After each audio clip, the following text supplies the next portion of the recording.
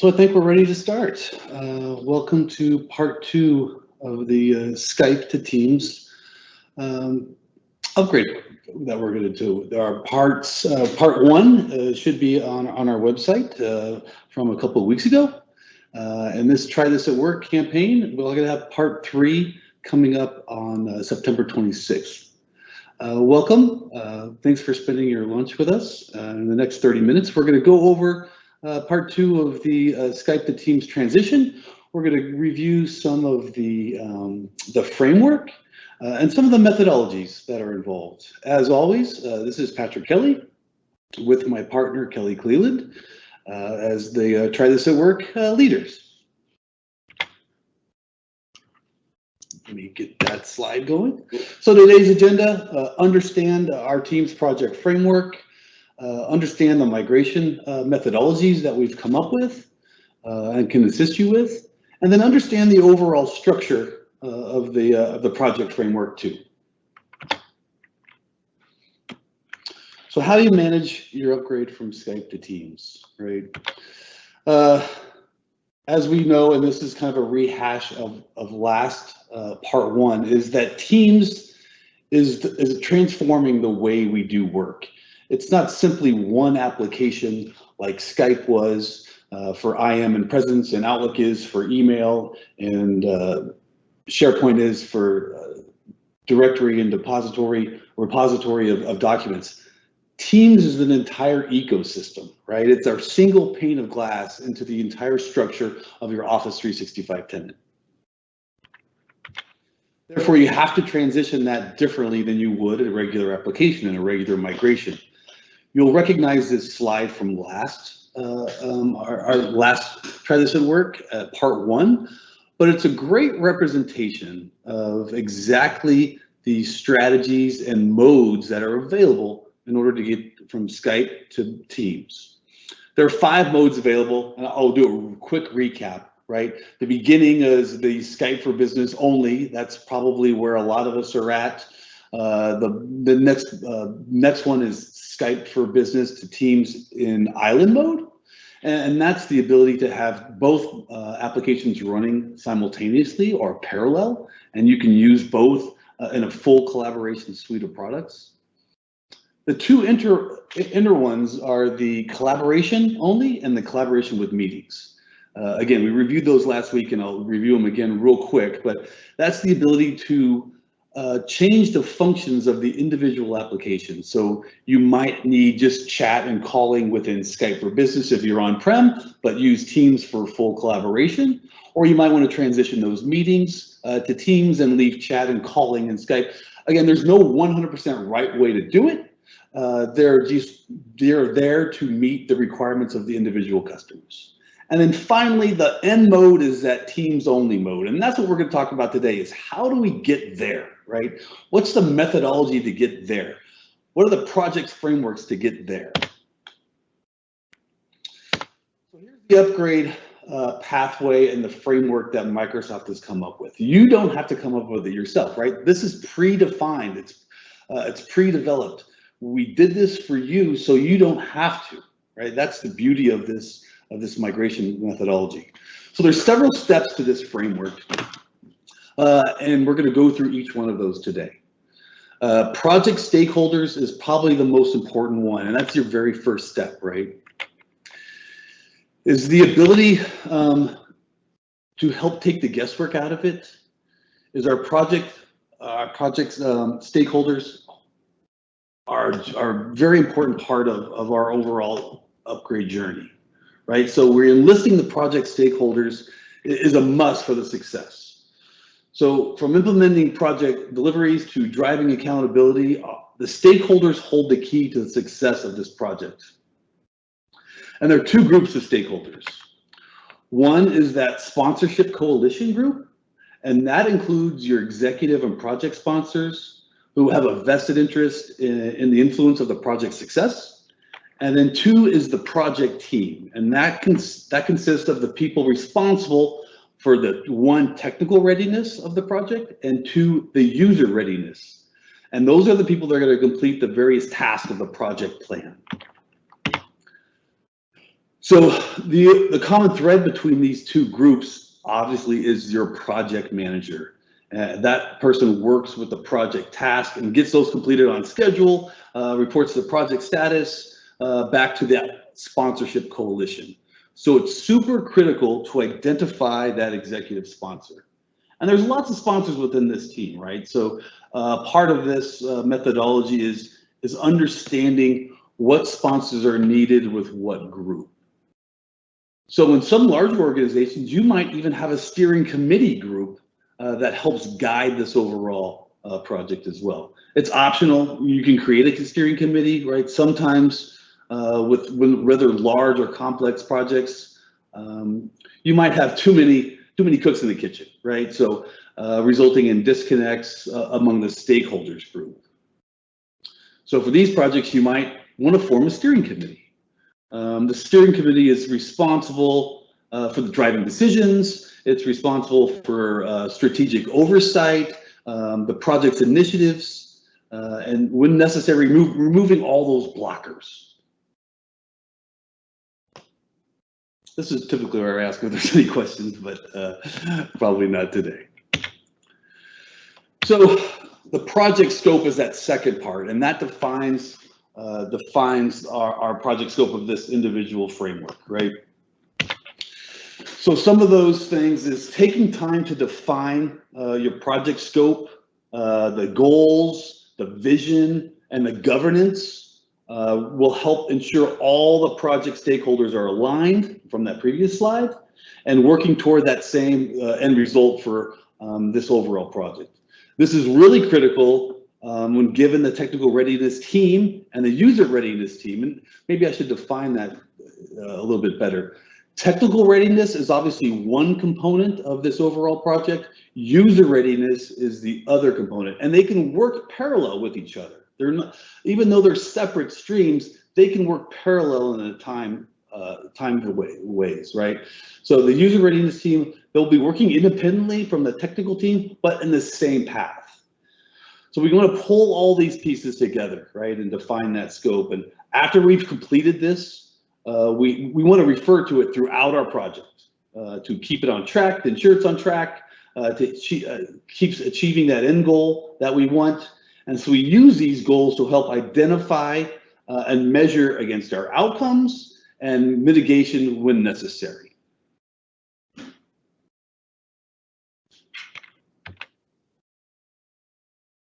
So some of the decision points that you're going to have along that defining the scope of the project is, what are you hoping to accomplish with this project? Obviously, the end goal is easy, right? Teams only mode is our end goal, but what else are we looking to accomplish within that context, right? Are we looking for greater collaboration? Are we looking for lower cost of ownership, lower travel and expenses, more collaboration, more video input? All these things are part of those decision points. As with any project, customer success or the success of the project is different from customer to customer. So what does success look like to you? So at the end of the project, you're going to hit certain obstacles, certain checkpoints. Does that mean success to you? You're going to have to define what those are. Just rolling out teams is certainly part of it, but that's not a success factor. That's not a key takeaway from success. That's one component of the scope of projects.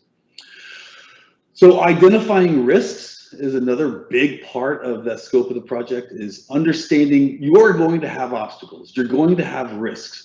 There are some red flags that are going to happen.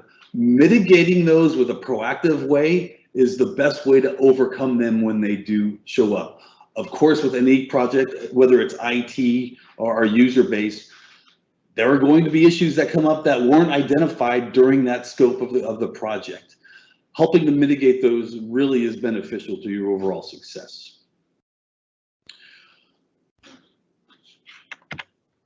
So the next part of that is our third step of this strategy, is understanding and preparing our IT staff for this interoperability. And what does that mean? It means that this is that technical part, right? So as we talked about earlier, there's that technical stream, and then there's that user adoption stream or user readiness stream. Preparing your IT staff for Microsoft Teams is important. And that IT staff is the Office tenant admins, Office 365 tenant admins, our technical leads for the individual applications. Our support desks are also all accountable for driving a high quality user experience for Teams. And they have to be ready, they have to be proactive, they have to be trained, and that's all part of that. So this includes ensuring your network is ready, right? So the IT staff is getting that network ready to support Teams. It's configuring Teams for the end user, and it's being able to effectively troubleshoot and resolve issues that will come up, right? So some of those things that an IT staff would be ready for is the prerequisites that are needed to get to that next level. So as we talked about, Teams combines multiple facets of Office 365, right? So all those services are dependent on the correct implementation and operation of Teams and all these services. Some of these services include, right, SharePoint, SharePoint Online, Exchange Online, OneDrive for Business, Skype for Business. All these play into account in identifying what the IT team is going to need. Excuse me, I'm sorry. So not all these services are required, right? We highly recommend that you implement all of them, of course. But if you choose not to implement certain services, it will affect the functionality of Teams. As we talked about, Teams is a single pane of glass into your entire Office 365. So when you don't implement those services, some of those functions in Teams are going to be lacking. So that you can offer the organization, for example, if you didn't implement SharePoint Online, Teams does rely on SharePoint, so for certain functionalities, so such as file sharing and group conversations. So not implementing that service will just reduce the functionality of Teams. So that's part of those things that you're going to identify as key success factors when it comes to Teams deployment. So some of the decision points you're going to make along the way, right, is have you fully involved that support staff that are going to be involved when you roll out Teams? When you roll out a new function, a new modality, and especially one with a paradigm shift of the way you do work in Teams, there's going to be questions from your end users, right? That's part of that process. Getting those support staff up to speed, letting them be part of the POC, letting them be fully trained will better equip them so when those questions come up, they will be fully capable of not only answering those fully, but understanding and helping guide those end users through that. So part of that is deploying a training plan for onboarding all that additional staff that you're going to use and leverage during that upgrade process, right? So during that, when we choose whatever mode we're going into, Skype for Business Collab versus Teams Islands versus Teams only, part of that transition is getting that staff up to speed. So next steps for you is verifying that the staff has the information that they need, and then training and preparing them for those next steps. Patrick, a question. Yes. Where should individuals go to get the resources they need or get the help that they need for that to prepare? Great question, Kelly. So part of our account team and part of the job of our CSMs, and every customer in the Southeast has a customer success manager assigned to them, right? Their job is to identify those gaps in training that you are having, and then prepare and give you that information to get to that next level. Okay, great, thank you. Sure. So a couple of things within that we just talked about is that prerequisites for that Teams transition and to get your environment ready are in this URL. To evaluate your environment to get that prepared, so part of those network assessments, preparing the network and preparing the service, are all those things are at those URLs. Please visit them if you have any questions at all. So organizational readiness, this is next in our step, right? So now we had IT staff ready. Now we need to get our organization ready. And what does that mean, right? So organizational readiness is, in order to kind of realize the maximum value from Teams, users must actually use it, right? And getting users to change the way they work isn't always easy, right? Taking the time to understand where your users and design the right readiness plan that can help them facilitate that change and accelerate the adoption of teams. So these activities should be completed in parallel, like I said earlier, with that technical migration or technical readiness. So first step is assessing your organizational change readiness plan, right? So this includes understanding who your users are, how they'll use the new technology, right? And how they'll readily adopt that change. And this is an opportunity to help identify specific user profiles who would benefit from that focused onboarding. Right, so preparing a user readiness plan consists of awareness, user training, support activities. Your user readiness plan should address both your broad user base, right, and your targeted profiles. So when you identified the change readiness plan, you're going to identify those different users. So part of that decision point is determine, you're going to know best what the culture of your organization is, and it's assimilation of change, right? So from going from Skype to Teams is obviously a change, and how well your users can stomach that change is depending on that user persona.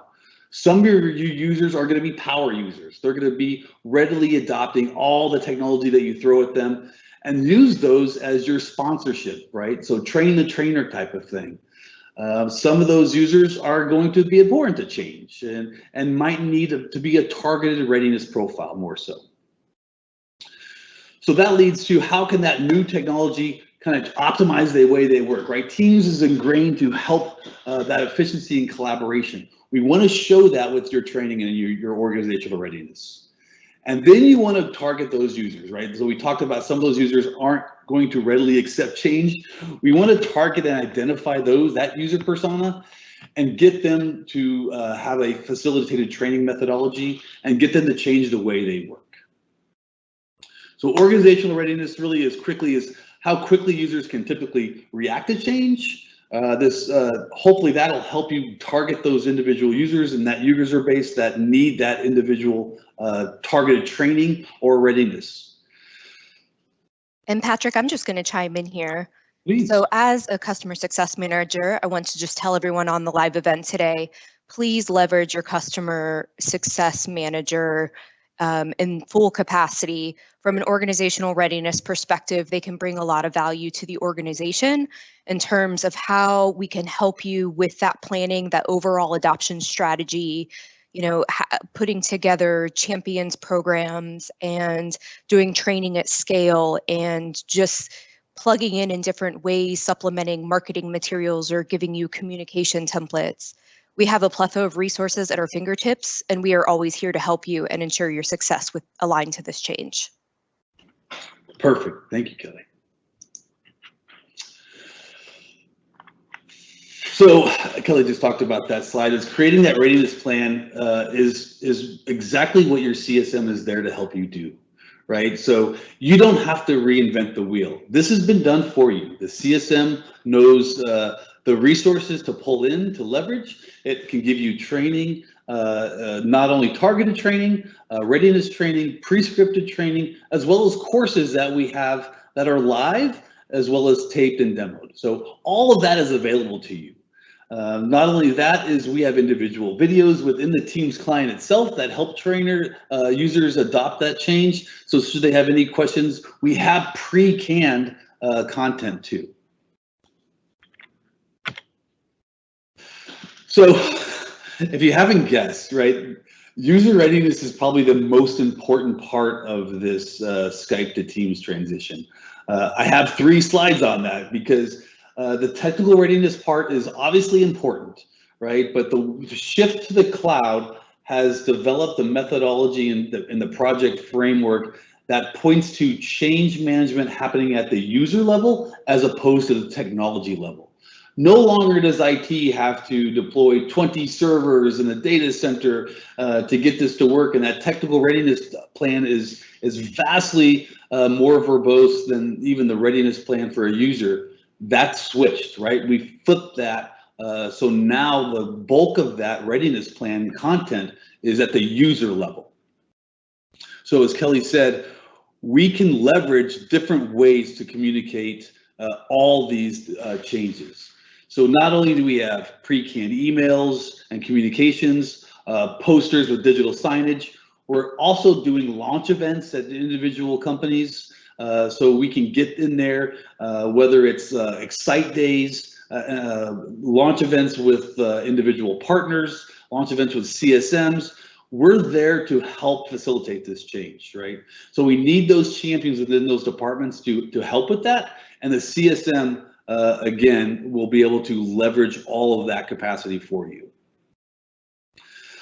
Part of that training and those training channels we talk a little bit about is not only can we have instructor-led training, but we have published videos and articles for all of this stuff, right? We have not only, there's YouTube videos, there's this Try This at Work campaign. We're more than happy to assist you when it comes to not only in-house training teams, but our partner-led training teams too. And then finally, the support channels, right, is that identifying that support network when this does go live and you do migrate to teams, is how is that in-house help desk trained? Do we utilize outsourced help desk? Do we have partners that assist? Can we have self-service or even floor workers and champions that walk around during that first time that we launch teams only? So all these are factors when it comes to deployment methodologies. When I say that there's no right way to do it, I say that with tongue in cheek because there's a right way to do it for you. Not every company is going to follow the same path of Skype to Teams migration. It's different from every customer. So that CSM is there to help identify how you assimilate change as a customer and what your change management process is, and then retrofit the training, the communication, and the readiness to make it fit your requirement. So finally, right after we've identified the stakeholders, we have a user readiness plan, we have a technical readiness plan, we have champions, we have sponsorship. Now is the fun part, right? Is implementing the strategy for how we're going to get teams only into your environment. So a couple of things that we need to talk about is there's different stages of this implementation process. Obviously, online, a pilot project is the very first part of that stage. Identifying the participants in that project, that POC. Once we've identified those people, the POC, then we have to design a test plan. So again, just because you deploy teams doesn't mean success. It means identifying and testing what you're going to utilize teams for. So we talked about earlier, identifying what those key success factors are. This is going to work hand in hand with your test plan when you design, when you do your POC. Fourth, part of that is that communication plan. That's very important to communicate that this change is happening. Again, leverage the CSM for these pre-canned and pre-delivered digital signage, emails, campaigns. And then finally, we're going to conduct our pilot as part of our implementation strategy. Hey, Patrick, another quick question. Of course. So as it pertains to migrations, right, and I think everybody on the call knows that, you know, the approach on most projects of this nature are pilot and then into full org-wide deployment and rollout. So how long does it actually take to migrate and to make this change? And then is that different from the pilot to, say, a tenant-wide configuration change? Yeah, great question, Kelly. Is that, remember when we said that there's no 100% right way to do it?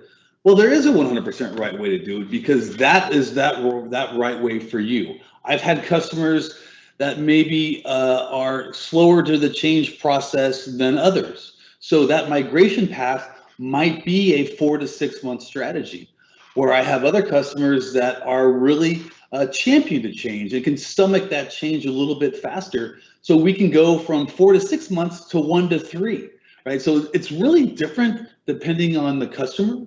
There's no right or wrong way to do it. It's whatever you feel is comfortable for your individual user base and the way they can stomach change.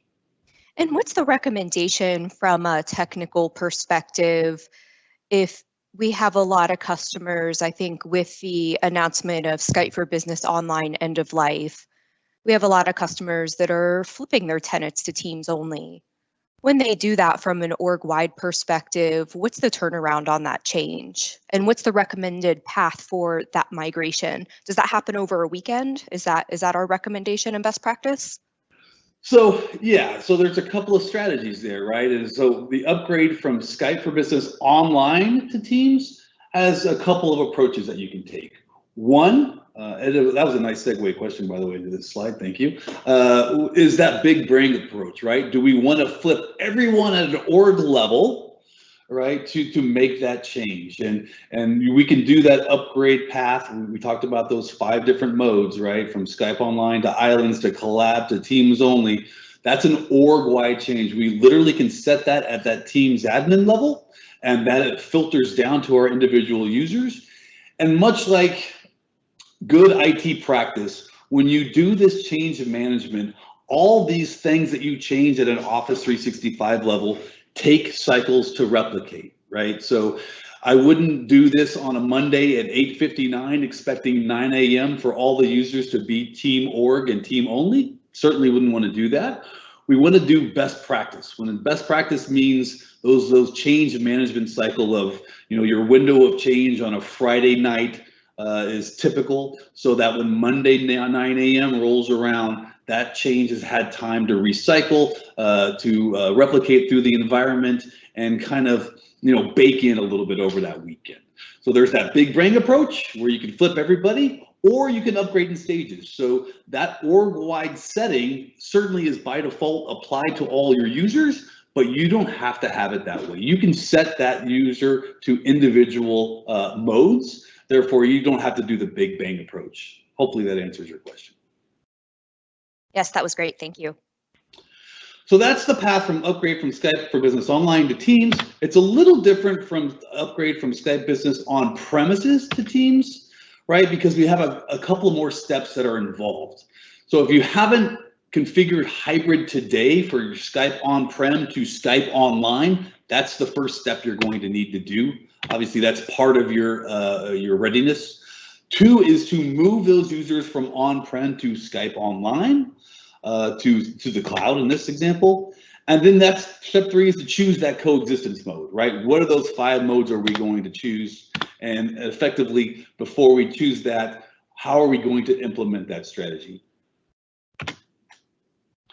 Finally, in 2 minutes left to wrap up, right? The last part of our project framework is that operational plan. And what does that mean from an admin perspective is that step 1 is now we have this new technology. How are we going to monitor it for health and quality, right? That's part of that IT strategy. That's operations of changing from Skype for Business on-prem or online. We're going to be doing operations in that Teams admin portal. And then second is that quality of experience for that end user, right? What are those users seeing in a proactive way? How do we use CQD or call quality dashboard, as well as call analytics to be proactive and with the troubleshooting of different calls and meetings? Step 2 of to use Teams effectively is to drive that user momentum and adoption, right? That's the big part of your strategy for the operational plan.